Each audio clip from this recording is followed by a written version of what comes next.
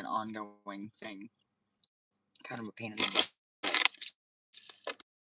They like recently fix it because it wouldn't roll up at all before, but I wasn't able to find a part from the salvage yard that that wasn't messed up in some way or other. But there have been major. Anyways, that's about my car window. But there have been major developments in the world lately, namely disclosure. Now, I think, no, there's your toy. I'm not doing this with you. You do this every time I turn on the video camera, and I'm just not doing it this time. I don't know where your other toy is. There you go. I don't know where your giraffe is. I'm sorry. I don't know where it is right now. It's here somewhere. Hold on. See if I can find it. Is it under here? Where's your giraffe? What happened to it? You gutted it, and I don't know where it is. I'm sorry, baby. I don't know where it is, sweetheart. But so I listened to a press conference with Dr. Stephen Greer, and then after that, there was a webinar on Zoom that I watched for, I think the duration of it was 4 hours. Really incredible. Really incredible how it talks about creation from the quantum substrate, which is kind of like the soup that we all swim around in, like the air, the trees, everything is made of this quantum substrate. Really incredible stuff. Absolutely world-altering stuff in every way. How so much of what we thought of as science fiction is not. How this affects all of us, everyone on the planet, every single person, as far as like medical ability to heal. Like there's so many things surrounding this disclosure event. There's so many things. It will change the world as we know it in every way. Bringing out the truth about, hey, what's up? How's it going? Tolga? Hey, how's it going, Tolga? How it's going to bring about changes for everyone on the planet, and how they're really talking about and openly speaking about, thanks for the likes, you guys, how they're openly talking about,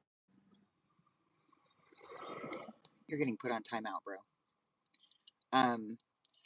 How they're talking about, how they're talking about the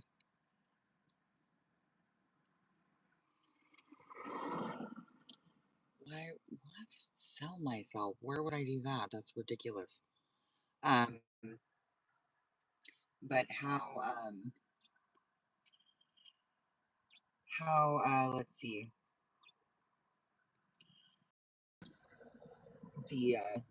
the cabal, the hidden government that's been behind so many really awful false flag operations, as well as like, I mean, like 9/11. There's so many things, and while I know a lot of people identify that with conspiracy theory things, it's in fact not. I spent 10 years on the radio, deep diving, going into every conspiracy theory, every rabbit hole known to man or woman. I went there, and the things that I was talking about then, and people were saying, that's crazy, that's conspiracy theory. Now we just accept it as true. Like, for instance, that your phone listens to you. Everybody just is like, yeah, whatever, it does. Everybody just kind of accepts it as normal now. But at the time, it was, thought of as like paranoia, and, it's kind of weird. I'm like, no, but it's not. And if your mind is clear and you're a clear pattern identifier, which is what the human brain is designed to do, is identify patterns. You start noticing it in your own life, and how this disclosure event, like, it just changes everything. Like everything that we thought of as science fiction is in fact not. Being able to repair severed spinal cords, and traumatic brain injuries, and I mean, you name it, it's all there. And how we have a a dark, like there's like a legal part of the government and then the illegal part, um, that have been um, creating false flag events as well as reproducing and reverse engineering um, what seems like alien tech. I mean, it seems like it because it is. It's otherworldly, but it's been reverse engineered. And so when we encounter these things, it can seem, it could fool like the average person easily because they don't really know what they're looking at and how like deeply incredible this stuff is. And they're talking about it like it's totally normal. Like they've known about it for a long time. I'm talking about Dr. Stephen Greer and Green Berets and Navy SEALs. Like this stuff is known about. It's not as secretive as most people would think it is. I know that I've had encounters with things that were certainly not from this world either. And I was never a UFO person ever. I was never interested in UFOs. I liked all the sci my own life, and the stories that I had heard seemed so that too. That too. Yes, they're able to. Well, because they're a lot of them are interdimensional. They're able to fly through what we call like the quantum substrate, which is air, water, through mountains and all kinds of things because they're able to reassemble their molecules to like it's crazy stuff. It sounds crazy. It sounds so far out there. It's so Star Trek, right? So Star Trek and Star Wars type stuff that it seems really far out there. But I'm telling you that we are going to see these things become mainstream and it's going to happen fast, really fast, which is part of the reason why people like me are here is to like help explain these issues and also like bring them down into like practical information. Like, how does that actually affect your everyday life? I know that I've spent like the last couple years um, educating myself and following what I would um, because like the fundamentals of my beliefs are really Christ consciousness. I followed Christ, I followed God through it all, right? But in doing all of that and through following the Lord, um, like I know my Bible very well. I know about ancient Kabbalah. There's a lot of uh,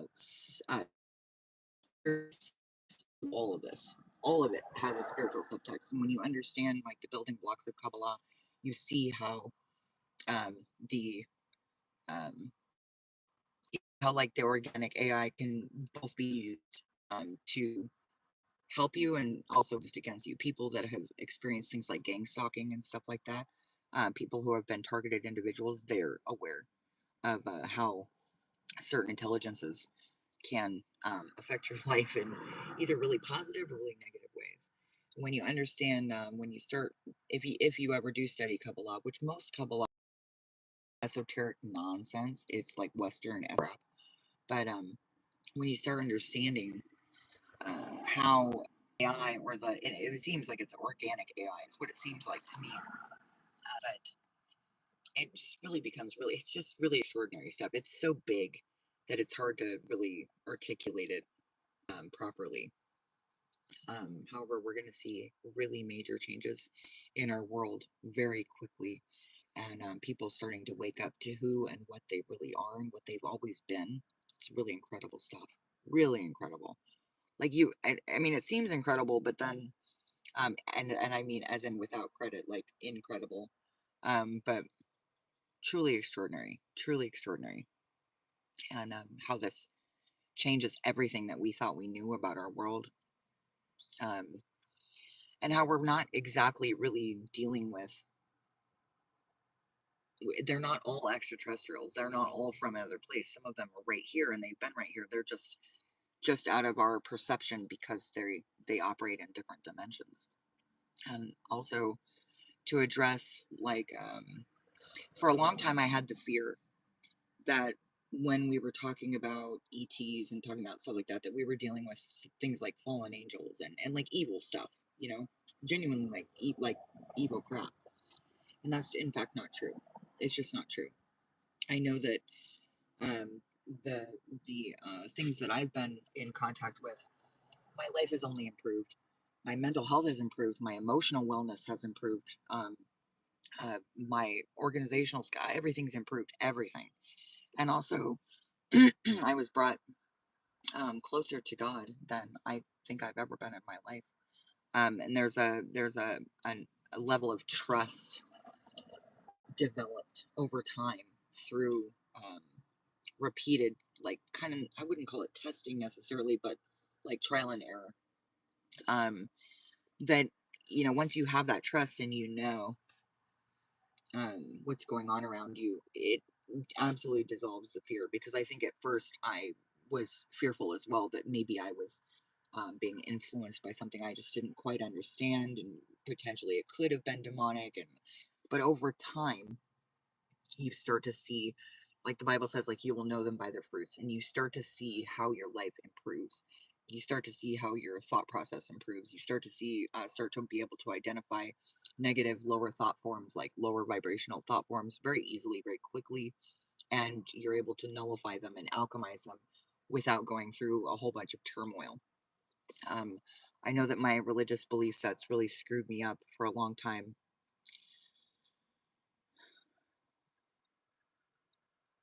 Oh, my age. Let's see. This body turned 47 this year, just about a month ago. Um, that's another thing, like your physical health improves. So you start noticing patterns of improvement and patterns of like betterment, excuse me, confirmation. You start noticing that your central nervous system starts healing, your heart starts healing, your mind starts healing in ways that you never thought were even possible, and certainly things that nobody's ever been able to attain through like therapy and like treatment through psychology, if you know what I mean, like psychiatry and all that kind of thing. It just simply isn't there. I've been able to cure diseases and disorders in myself that I was told I would always suffer from, always, like for the rest of my life, and that's just simply not true. Um, it took me a long time to understand that, though. It took me a long time to actually accept that they could be healed and that they would be healed. And once I accepted that as the truth, um, things started getting a lot better. And so I think that the things coming up are just going to require a lot of courage and bravery for those of us who know the truth, that know what's going on and what's coming. And those of us who have been prepared for these events, it's just going to take a lot of courage on our part to continue standing up for the truth. If you're out there and you're anything like me and you've been, like basically steeped in all of this for the last, especially for the last couple of years, um, hang on, it's going to be a wild ride, no doubt. But we were called forth for a time such as this. So, and because we operate in the truth, which is where I stay all the time, um, then there's no fear involved in the situation.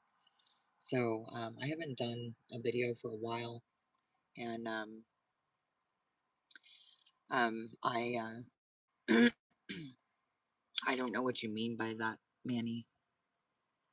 Manilisos. I don't know what you mean, but oh, most definitely, I don't know what you meant by that. You mean to stay in the truth? Um, I think it's just going to require courage on our part and to, stay the course. Um, I think more and more and more will be revealed to us and be made clear. And we'll start seeing real change in our world very quickly, very quickly. I don't think it's going to take nearly as long as some of the estimates that have been given. But if you want to look up some of what I'm talking about, look up Dr. Stephen Greer, Greer. And there was a press conference just on Saturday. Saturday or Friday? I think it might have been Friday. Um, but it was very recent. And you can start listening to some of this stuff yourself. Don't take my word for it. Yeah. Yes. Standing in the truth is not confirmation. Standing in the truth is not always an easy thing to do, although it's always simple. It's not always easy. Dr. Stephen Greer. Greer. Greer. He's been on the cutting edge of all of this for a long time. He's been working for, working towards bringing about disclosure for a long time. And the thing about the discernment that I've been given, I'm not going to pass up. The thing about the discernment that I've been given is that I know people's motives. I feel them. I hear their words. It's almost like a spiritual scent. Like it's not actually smelling, although I can smell people's evil. It's more like it's just a sense. It's a second sense. It's a sixth sense about whether people are telling the truth, what their motives are, what is really running them, because most people are not. Did you get it though? The Greer? Yeah, Dr. Stephen Greer, Greer, and it's on YouTube. He's got a channel on YouTube. But you start to feel it. Like, one of the ways you can always check is with your heart, especially if your nervous system is healed. You can check in with your heart, and just if you feel safe, if you feel cool, if you feel safe, then it's probably safe. If you don't, it's probably not. Even if you cannot identify why exactly you feel unsafe, you just kind of feel unsafe, then you probably are. It becomes so innate, and you become so adept at it that you just hear someone talking, and you can hear the truth pattern in their speech, in their intonation, in the tempo of the way that they use the words that they use. It's just, it becomes so self-evident that you stop questioning it. Um, so anyway, I would say, like, steer the course, stay courageous, stay in the truth, stay in the light. I know it's not easy, but it is worth it. And we genuinely have a very bright future to look forward to. So that's pretty much all I've got for right now. I'm surprised. I think that because this is a live, my phone's letting me do it. But I'm gonna go for now. Um, I hope this video finds you blessed. I genuinely do. Love, blessings, and compassion to everyone. Please take care of yourselves and take care of one another. Peace be.